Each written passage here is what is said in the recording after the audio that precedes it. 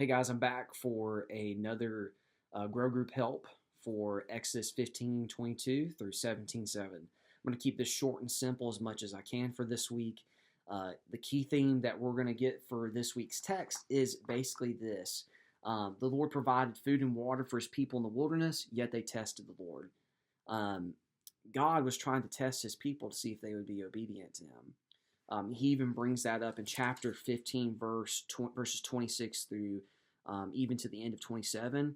He basically says, "Hey, if you listen to the voice of the Lord, if you do what is right, if you give ear to my commands, if you keep all my statutes, I'm not going to put the plagues on you that I put on the Egyptians because they were disobedient." The only thing that separates the people of God from the Egyptians is that God's favor was on his people, but they were also called in response to God's favor to be obedient. That's the reason why it's so important for us to understand God's salvation. There's a sovereignty component where God chooses us, but there's also a point where he chooses us unto obedience. So we are to walk in that obedience now, and that's where God's called the people of Israel. But there's three things that happen in this. They question God's provision of water. They say they become thirsty, and then they question God, which is so crazy to me because they were delivered by the Red Sea, where God parted, the sea. So couldn't God provide a cup of water for them? He definitely can do that. So often we as Christians, we trusted God at our conversion, but do we trust him with our sanctification? Do we trust him to grow us in holiness? I'm not perfect at it, and I can tell you, man, I struggle with that. The other part that they struggled with was the hunger part of food. How are we going to get this food? God provided manna from heaven. And that is a reminder of the ultimate manna from heaven we've been provided. See, the people of Israel questioned this manna. They said, "What is it? What is this?" I don't know about you, but if I'm hungry and I need food and it's been provided for me, eat it. Be thankful for what you get. Um, God provided literally manna from heaven, and it was a reminder of his provision that comes from above.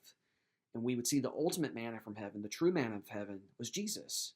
And I'm going to reference that in John 6, where Jesus comes. He says that basically he is the manna from heaven, but the religious leaders and his own people reject him and question him. Isn't it interesting? History repeats itself again with Jesus on the scene. They reject him, they reject this food, they reject the rest that Jesus can provide.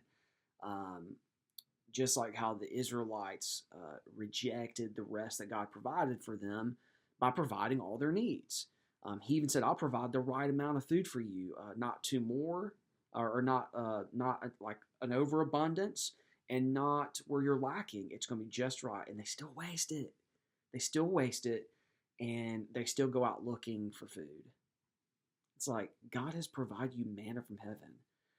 But yet, so often, what are God's people doing? They're looking for sufficiency and they're looking for provision in all the other areas except for in Jesus. Mm.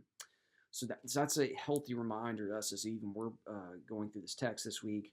And then, last but not least, they quarrel about water again. And then it just kind of just encapsulates this idea that God's trying to test his people to see their obedience, but God's people test God, and that shows their disobedience. So I pray and hope that all of these ideas will give you some challenges to our students, especially we come from a culture that is not naturally thankful.